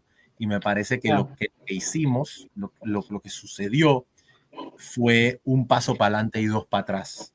Y esto caracteriza mucho a la diplomacia panameña, a las relaciones internacionales, la política exterior de este país en las últimas décadas. Lo hemos hablado 1000 veces aquí. Y bueno, si quieren empezar hablando de Arabia Saudita o lo que sea, pues, pero me gustaría aterrizar en este tema, porque es lo que o sea, al final somos panameños, vivimos en Panamá y son cosas que a mí por lo menos me preocupan muchísimo. Me dio mucha tristeza cuando vi eso, después de todo lo que habíamos trabajado. Y bueno, les dejo a ustedes para que me digan qué piensan. A ver, Ricky, en realidad no tengo el contexto de ¿qué pasó en el Congreso? ¿Con cuál embajador? En la Asamblea. Bueno, el tipo se presentó, es como un hearing, ¿no? De estos que hacen para cuestionarlo sobre su conocimiento del país a donde va, de sus funciones, etcétera. Y pues el tipo estaba nervioso, no sabía qué contestar, no entendía su rol, no entendía, o sea, estaba totalmente, no estaba preparado para nada, ni para el rol, ni siquiera para esa sesión pues, de preguntas y respuestas en la asamblea. A ver, en realidad no me sorprende, porque hay un gran desconocimiento de ambos lados, de India sobre América Latina y de América Latina sobre India, ¿sí? Los dos todavía piensan, India piensa en una América Latina de los 80s o de los 90s, ya, ¿no? No sabe qué está pasando en esta región hoy, ¿no? Todavía habla de Pablo Escobar, o sea, cosas así, ¿no? Que no es relevante, ¿no? Algunas personas, o sea, cuando habla de India no se está refiriendo al aparato gubernamental, se está refiriendo o sea, sí, estoy hablando de la gente común. La gente común todavía no sabe qué es América Latina. O sea, mucha gente no van a saber qué es Panamá. O sea, ni qué es Perú, ni qué es Colombia. O sea, no saben, ¿no? Hay un gran desconocimiento en India sobre la región, pero menos de la región sobre India. O sea, el tamaño de India, y India se ve más que todo desde la región, de un punto de vista de que India forma parte de Asia, ¿ya? Y dentro de Asia, India no es el país más importante. Todos saben eso aquí, ¿ya? Todos saben que el país más importante es China, y después ni es India, es Japón, Corea o después India, no sé, ¿no? Dependiendo del país, ¿no? Yo creo que hay una gran diferencia de qué país hablas en esta región y su relación con India. Por ejemplo, la gente de Argentina conoce mucho de India, ¿sí? Porque hay una historia de mucha gente de India que han ido a Argentina, como Tagore, ¿no? Tagore fue, o sea, una de las personas más importantes durante el movimiento de independencia de India. Y Tagore viajó a Argentina, iba a viajar incluso a Perú, pero se enfermó y quedó en Argentina, o sea, unos meses, ¿sí? Hay una película sobre Tagore y Victoria Ocampo, una persona en Argentina, y se sospecha que tuvieran una relación romántica, ¿no? Entonces, así hay muchos países en la región que tienen mucho mejor conocimiento de India que Panamá, ¿no? Aunque Panamá es el sede de la mayor población de gente de origen india en todo Latinoamérica menos el Caribe, ¿sí? Y nadie en India sabe eso. Nadie. Es hispanoparlante, sí. Sí, o sea, no hispanoparlante. ¿Y cómo es? Hispanoparlante incluye España. Creo que hay más en España. No, en Latinoamérica. Latinoamérica, sí. La Latinoamérica hispanoparlante, Sí, Panamá exacto. tiene la mayor diáspora india de... Sí, y por un número muy grande, Por ejemplo, yo creo que Panamá tiene 20,000 personas de origen india, y México tal vez sería el segundo, o Brasil, que tiene menos que 10,000. ¿Sí? Entonces, y esto es per cápita. ¿Cómo así? O sea, agrégale el per cápita, que Panamá es un país pequeño. Sí, México tiene... aún más. El porcentaje es aún más, sí. Pero yo creo que esto sí está cambiando un poco, Ricky. Entonces, yo estuve en Perú y Brasil entre 2008 y 2010. Viajé dentro de Brasil a 10 diferentes ciudades. Y en casi todos, o sea, yo conocí gente que nunca han visto una persona de India. Esto no pasa hoy, porque hay mucho más conocimiento de India, hay mucha gente de India que viaja a la región, hay mucho más negocios que pasa. India tiene una relación comercial tan fuerte con Brasil que, o sea, el comercio bilateral entre India y Brasil es más que el comercio bilateral entre India y Francia. India exporta más a Brasil que exporta a Japón, ¿no? Imagínate que con Japón, el primer ministro de India tiene una reunión anual con el primer ministro de Japón cada año desde ya más que una década. Y no hay nada así que pasa con Brasil, o sea, no en ese nivel, ¿no? Pero todavía hay una relación estrecha. Eso incluye también otros países, Perú, Chile, Colombia incluso, tiene mucho más inversión de India. Hay como casi 100 empresas de India en Colombia que han invertido, ¿no? Hay motos de India en las calles, o sea, creo que 35-40% de las marcas de motos en Colombia y tanto que en otros países en Centroamérica, en Guatemala, son de India. Y todos saben que son motos de India, ¿no? Entonces, cosas así han cambiado un poco la percepción que tiene la gente en la región sobre India. Sí. ¿Sí? Pero no, todavía no ha llegado a un nivel como China, ni como Japón, ni como los países en Europa, o sea, muy, muy, muy lejos de Estados Unidos, ¿no? Y al revés es peor. Hay muy poco conocimiento de la región de América Latina dentro de India. Y eso no lo veo cambiando tanto en los próximos años, ¿no? Sí. Yo quiero agregar ahí, antes de pasar al wahhabismo, porque en algún momento tenemos que hablar de Saudi Arabia, ese también es un tema que me encanta. Yo creo que no hay necesidad de personalizarlo, Ricky. Ha sido histórico, de parte y parte. Tal vez la falta de atención que se le ha dado uno al otro. Por ejemplo, cuando se mandaba a alguien a India, se mandaba a alguien que estaba pensando meramente en el negocio marítimo del consulado de Mumbai. ¿Me explico? O sea, tenías una persona que era el embajador y cónsul que tenía que estar entre Nueva Delhi, India. Pero estaba más en Nueva Delhi, Mumbai. Estaba más en Mumbai porque en Mumbai que está el negocio. Entonces tú descuidabas la relación política. Eso es un ejemplo. Lo segundo es del lado de India. India en estos momentos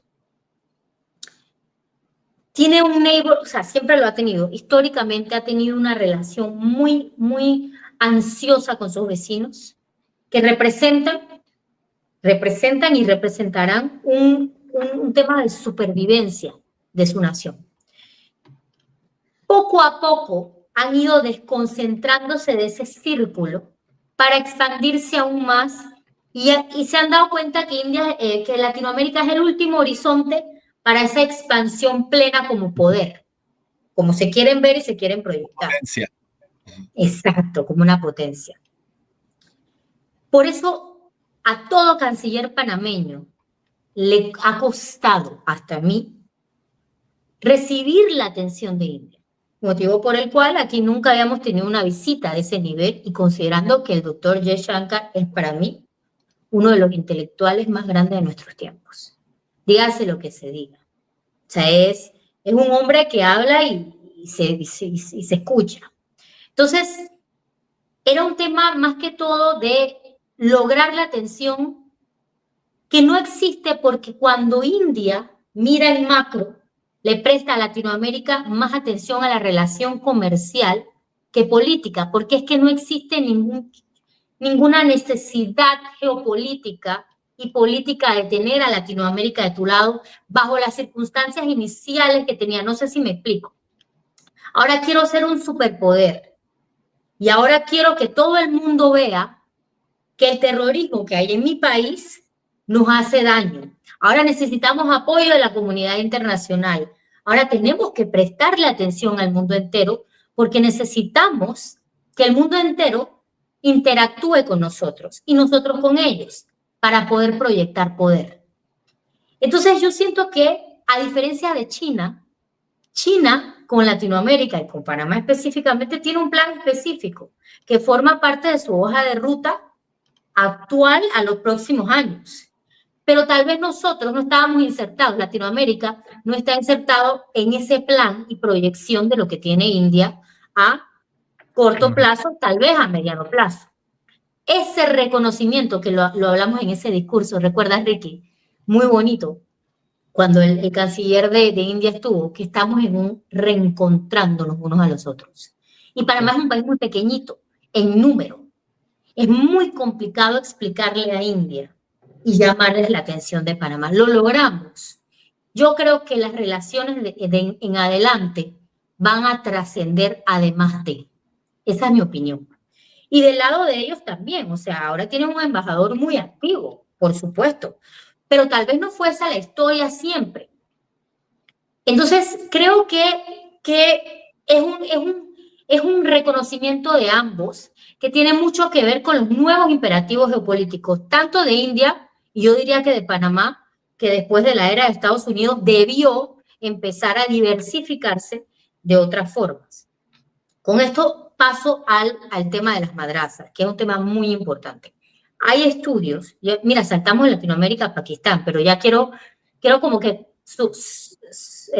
hacer un summary de este tema para tocar un poquito la operación Sindur que se dio hace poco, porque fue parte de los headlines y de la importancia del juego geopolítico de los de afuera en un terreno de India.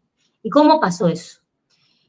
Está comprobado y hay un análisis de que el crecimiento exponencial de madrazas en Pakistán está directamente relacionado con la nueva concepción de Islam que tiene el Estado y la participación del Islam en Pakistán, en la manera de conducirse del país. Becky, y Pakistán es la tierra del sufismo. De hecho, el inicio del sufismo se data de esa área del Khorasan, pero específicamente el pedazo del Sindh, que es el hoy actual Pakistán. O sea, si le haces un trazo, los santos más antiguos del sufismo vienen de ese pedazo de territorio. Y por mucho tiempo se respetaba, se veneraba, y era un tipo de expresión del Islam que era parte de. India y Pakistán comparten algo muy bonito que se llama ghazal, Qawwali songs, que son una expresión también de ese tipo de tú sabes, ¿no? De amor, de poemas religiosos, etcétera, etcétera. El wahhabismo, que es una forma de Islam completamente distinta, que no cree en la música, los colores, etcétera, etcétera, ha ido transformando la expresión del Islam en Pakistán. Y de hecho, muchas de esas madrazas habitan combatientes que son los que están listos y forman parte de un brazo armado en su momento de los dos grupos que India está. No estoy haciendo ningún relacionamiento aquí de Saudi Arabia con lo que existe en estos momentos de Lashkar-e-Taiba y Jaish-e-Mohammed. No, para nada. Lo que estoy tratando de decir es que esa exportación del wahhabismo tiene mucho que ver con el crecimiento directo de madrazas en Pakistán, que no necesariamente existían en un momento previo, que Pakistán ha tenido sus expresiones del Islam de distintas formas. Harry se está riendo ahí, yo no sé si él piensa distinto, pero hay una relación directa, definitivamente, en la transformación de cómo se ve el Islam. Y lo segundo es que definitivamente yo siento que aquí lo que pasó da lecciones aprendidas para ambas partes, pero para India fue un poco chocante ver cómo Estados Unidos, nuevamente, como lo dijo Harry al principio y con esto concluyo, India no quiere ser el aliado de Estados Unidos. Cómo Estados Unidos determinó un cese al fuego. Y si te das cuenta, ningún statement del gobierno ha de ninguna manera hecho acknowledgement o reconocimiento de esa mediación que se hizo. O sea, no existe. Yo lo he visto, no sé si de repente ha habido algo nuevo que yo no lo he visto, pero hay un completo detachment, desacoplamiento de ese proceso en el cual se dio una mediación y yo les dije a ellos que pararan porque si no van a ver las consecuencias. O sea, eso para cómo India se ve a sí mismo y se ha visto eternamente. Porque cuando existía la tensión con el Pakistán que es Bangladesh hoy, Estados Unidos, creo que fue Reagan, no estoy segura si fue Reagan o Ford, tuvo una intervención directa y India ni tan siquiera predeterminó o permitió que esa solicitud o ese movimiento de tropas por medio marítimo de Estados Unidos parara en tan siquiera una sola actividad, y al final tuvimos el desenlace que tuvimos, donde Bangladesh se convirtió en un propio país, entendiendo que Estados Unidos era el aliado histórico de Pakistán y Rusia de India durante la Guerra Fría, y uno al otro se bloqueaban todas las resoluciones en el Consejo de Seguridad. Hoy tenemos una situación completamente interesante. India con un sistema de defensa aérea ruso, con aviones fighter, ¿no? Exacto, jet fighters, Rafales, sumamente sofisticados de Francia y sus propios autóctonos, además de misiles autóctonos y también con ayuda del sistema ruso. Pakistán con un sistema de defensa completamente chino. Tested there. Ahí se probó. Nuevos, sí. Ojo, que nunca han sido utilizados antes. Exactamente. Sí, un sistema de defensa chino completamente, con algunos aviones, según se dice, F-16 gringos de Estados Unidos, que supuestamente no deben utilizarse en contra de India. O sea, estos son conjeturas porque aquí todavía no tenemos los factos. Pero ya ves, un sistema de defensa indio, ruso, Estados Unidos, Europa tomando nota, un sistema de defensa chino que actúa y defiende desde su propio territorio, tumbando, supuestamente, esto no ha sido todavía comprobado, aviones del lado indio. Francia, sistema francés, Francia tomando nota. O sea, aquí lo que se dio fue de tamañas proporciones, aunque no se ha visto de esa manera, no se han concentrado tal vez muchos en la tecnología nueva. Y Pakistán usando drones de Turquía, India usando drones de Israel, que jugaron una nueva etapa en este conflicto armado. Fue una cosa completamente... Primero, la tecnología de drones, y segundo, los misiles que se usaban. Unprecedented, nunca antes. Entonces, las guerras del futuro ya ustedes la están pudiendo determinar en lo que pasó. Sí. En lo que pasó en India. Y fue un deterrence de todos los lados.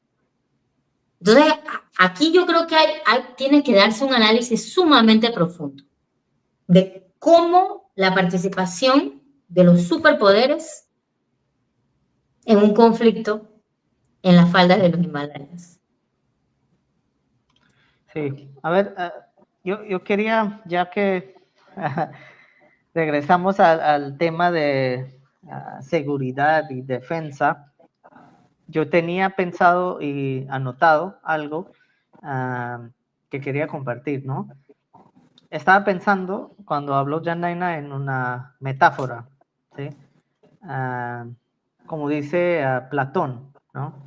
Si quieres entender la sociedad, es necesario entender al individuo, la persona, ¿sí? Si comparamos a India, o sea, creamos esa metáfora, ¿no? India no es un país, es una persona. Lo mismo de Pakistán, ¿sí? Todo India es solo una persona, todo Pakistán es una persona. Esa persona tiene, o sea, los dos países tienen el mismo, las mismas 24 horas al día, ¿sí? Es decir, tiene tiempo limitado, ¿sí?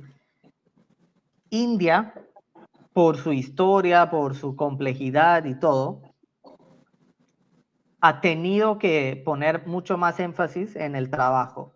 Es decir, esa persona pone 7, 8 horas al día trabajando, ¿sí? Y es necesario, si esa persona quiere, o sea, mejorar su situación económica.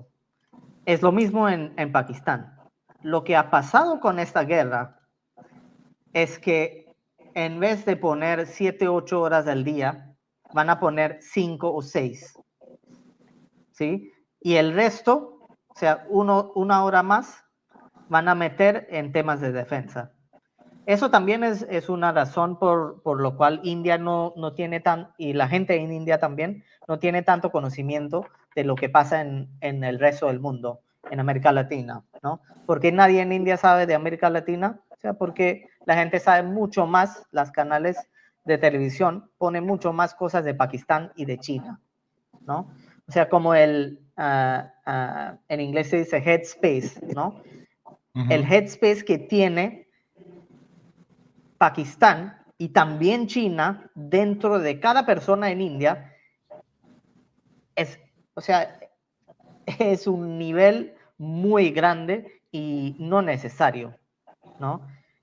Y yo creo que es una debilidad y que es por eso que India no crece tanto como China, ¿sí? Porque si comparas a China como un país, como una persona, esa persona trabaja como 14 horas al día, ¿sí? Entonces tiene mucho más chance de desarrollo económico, de mejorar su condición que la persona de India o la persona de Pakistán, ¿no? Y yo creo que esa debilidad va a tener un costo muy alto, ¿sí? Ya ha tenido un costo alto, ¿sí? Pero va a seguir teniendo un costo alto. Ok. Bueno, creo que ya vamos a ir cerrando. Yo lo único que quería agregar un par de cositas y después quiero volver a invitar a Harry para hablar de otro tema que ahora le voy a decir. Lo que dijo Yanaina, lo hemos hablado también antes y creo que es la parte fascinante de lo que está pasando en el mundo hoy en día. Yo vengo observando, ¿no? Y a veces digo, medio relajo, medio en serio, de que si a lo mejor dentro de algunos años vamos a decir que la Tercera Guerra Mundial comenzó en Ucrania, o sea, comenzó con la invasión rusa a Ucrania. Yo creo que desde ese día, digo, hay gente que podrá decir que es del 2014, pero desde ese día,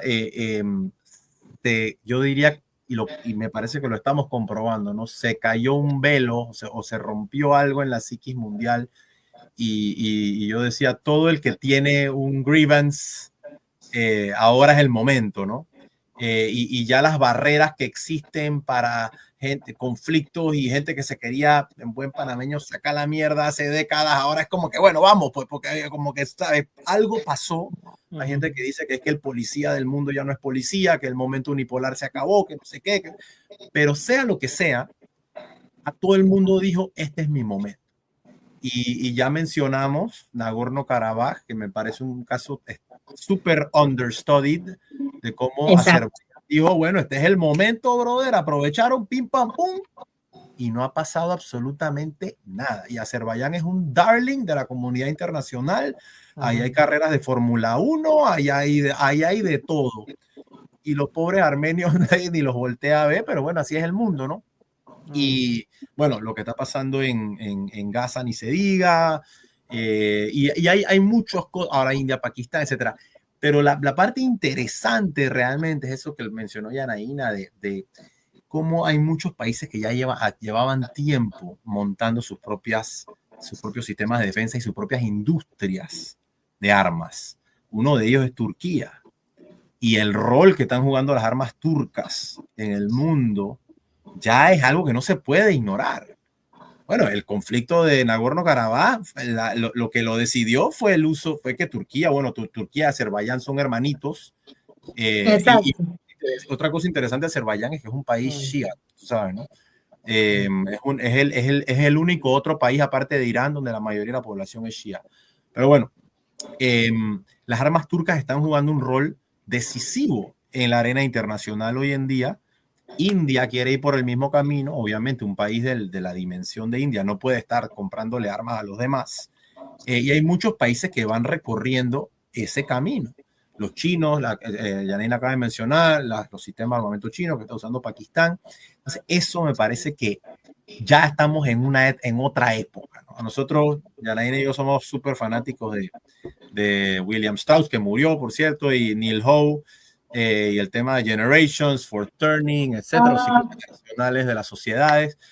Definitivamente que estamos entrando como en algo así, ¿no? Y dentro de ese panorama, yo he empezado a identificar algunos países que me parece, por decirlo también buen panameño, que son como los países que se pueden dar lujo de hacer lo que les da la gana, ¿no? India es uno de ellos, Turquía me parece que es otro, México me parece que es otro. Son países que se les está abriendo un panorama en el que se pueden dar el lujo de hacer lo que les da la gana. O sea, ellos pueden realmente decir, tú sabes qué, mi camino es el mío. Tú no me vas a decir a mí lo que yo voy a hacer. Brasil de repente, ¿no? Puede ser, pero no me parece que ha llegado como a ese, porque también eso depende mucho como del amor propio, ¿no? Y a eso iba, o sea, tanto India como, porque ya obviamente China, Estados Unidos es otra liga, ¿no? Pero luego un nivel más bajo, tanto India como Turquía como México son sitios de civilización, o sea, son lugares que tienen un amor propio muy grande, son lugares que pueden mirar muy profundamente hacia su historia y decir nosotros somos nosotros. Brasil, por ejemplo, no. Brasil es un país que geopolíticamente es muy enredado. Estados Unidos está por verse, porque Estados Unidos es un invento moderno. Estados Unidos no tiene esas raíces históricas que digan, es que nosotros hace 1000 años ya estábamos aquí, como decía Mussolini, que Mussolini se remontaba al Imperio Romano para justificar las cosas que decía. O sea, eso es muy importante en la autoestima de un país. Y eso me parece que está agarrando un rol muy importante en el mundo de hoy. Y a lo mejor, no sé, puede ser una teoría de que no es casualidad de que lugares como Turquía, lugares como México, India, o sea, son lugares que están, se les está abriendo un panorama internacional en el que ellos pueden decir, mira, tú puedes decir una cosa, tú puedes decir la otra, yo voy por mi camino, no por el que digas, tú me vas a mangonguear, tú no me vas a presionar, tú no me vas a chantajear. Y lastimosamente nosotros en Panamá vivimos en un país que yo creo que no, ni podemos, ni parece que tampoco queremos como que tener esa autoestima. Yo siempre lo he dicho que este país, por encima de todas las cosas, tiene un problema, una crisis de autoestima gigante. Así que eso me parece que vamos a seguir hablando de eso, porque yo creo que hoy en día hay como un race a llegar como a ese nivel, ¿no? En el que tú tengas tu propia industria armamentística, en el que tú estés jugando tu juego sin que nadie te pueda decir nada, porque definitivamente que lo que viene es incertidumbre y es ese panorama en el que tú vas a salir al barrio y tú vas a salir con una pistolita de agua y todo el mundo que se te aparece con una pistola más grande que la otra. Y nadie quiere salir con la pistolita de agua. Pero bueno, cada país hace lo que puede. Entonces, yo no sé si ustedes quieren agregar algo. Yo quería volver en algún momento a invitar a Harry, ojalá que sea pronto, porque una cosa, y lo digo aquí muy en confianza y a pesar de que nos puede estar escuchando mucha gente, en confianza en todos los del live. Exacto, pero bueno, como viendo ustedes de confianza, una cosa que a mí me fascina de Harry es escuchar sus opiniones sobre Panamá, porque Harry es un panameño de adopción, mientras que Yanaína y yo somos panameños nativos, pues nacimos aquí, crecimos aquí, y escuchando a Harry me recuerda mucho, siempre trato de escucharlo, y me recuerda mucho el que cómo un país y una realidad se pueden ver de maneras tan distintas, ¿sabes? A raíz de la relación que tienes con ese tema, con ese país. Pues nosotros que somos de aquí tenemos una relación de amor y odio y estamos todo el día hablando mal del país, que esto es un desastre, que no sé qué. Sí. De repente Harry viene y dice, hey, yo no creo que esté tan mal, ¿sabes? Entonces, no, todas las opiniones son válidas y es muy interesante y tenerlo en cuenta que uno no se le puede olvidar porque uno entra como en este síndrome de que, ¿sabes? No ves otra perspectiva, todo te parece que está colapsando, que es un desastre, y siempre viene un Harry que lleva, no sé, 2, 3 años y te dice, hey, brother, en verdad yo creo que la cosa no está tan mal, ¿no? Y me gustaría un día hablar un programa solamente de eso. O sea, solamente... Sí, no, ya, Ricky, o sea, yo creo que te voy a dar una comparación, ¿no? Porque yo creo que incluso los panameños a nivel global, ¿no? Como se ven, cómo se aportan, no saben del poder que realmente, poder, estoy hablando de poder, ¿ah? Poder que tiene. O sea, si has escuchado del uso de, ¿cómo es? The stick and the carrot, ¿no? Ustedes tienen los dos, frente a Estados Unidos, frente a China. Y yo lo puedo comparar con Tailandia hace muchos años. Tailandia fue el único país en toda Asia que no fue colonizado. ¿Por qué? Ujú. Porque sabían cómo jugar a un país contra el otro. Ya, no fue por ninguna otra razón. No tenían nada, o sea, una ventaja grande de recursos, de nada, ¿ya? Fue solamente porque el rey y el régimen en Tailandia, en esa época Siam, sabía cómo jugar a un poder con el otro. Y Panamá tiene esto frente a Estados Unidos y China más que cualquier otro país. Porque ustedes tienen algo, hasta cuando existe el canal, tienen algo, ¿no? que realmente es suyo y nadie lo puede tomar. Porque yo no sé si fue intencional o no, pero mañana, si cualquier país, China o Estados Unidos, quiere controlar el canal, no es posible. No sin una parada no sin parar las operaciones del canal para, o sea, Una lo mínimo distribución unos meses, sino unos años, ¿no? donde muchos van a sufrir. Pero Sí, ya no muchos, digas incluso eso aquí. panameños, todos, ¿no? Dime esos secretos aparte, que yo me los quiero saber. No compartan tanto. Vamos a ver para la próxima. Sí, ya. Yo creo que acabas de dar la introducción del próximo Sí. capítulo. Y ahí creo que nos podemos. Eso es discurso peligroso, es un análisis muy realista y es un análisis desnudo, o sea, es un análisis al hueso, que creo que es lo que este país necesita para despertarse. Pero creo que sería una buena manera de introducir esa perspectiva que tienes tú y cómo tú ves Panamá como una persona qué es lo que Panamá necesita, como un pedazo enorme de capital humano con ese cerebro tan poderoso que tienes, y ojalá que más Aris se mudaran a Panamá, porque es lo que este país necesita. Así que creo que eso sería muy útil para todos, para el país y para todos nosotros también. Yo estoy ahora mismo en Bocas del Toro. Yo no sé qué maldición le cayó a esta provincia. Esta provincia está bloqueada ahora mismo, no se puede llegar por carretera. El otro día se cayó un avión, se va la luz acá. O sea, esto es como vivir en una pesadilla constante de los últimos 5 o 10 años. Yo le digo siempre a Yanaina que Bocas del Toro es como un microcosmo de lo que se viene para Panamá. Y la verdad que ojalá que la cosa cambie, porque fuera de relajo es una situación muy triste la que nos ha tocado vivir aquí. Yo llevo casi 11 años aquí y sobre todo los últimos 5 de la pandemia han sido, pero dolorosos. Podemos hablar de Bocas en el próximo capítulo. Pero bueno, gracias por agarrar el tiempo. Y gracias, gracias, es que el programa gracias es largo que hemos hecho, yo creo. Pero ha sido súper interesante. No, gracias a ustedes. Gracias. Gracias, pues. Bueno, estamos hablando y hasta dentro de 2 semanas. Línea de Fuego DIY. Episodio 1. DJ, play the music, play the music. Listo, hasta luego. Buenas noches. Dale, pues. Chao.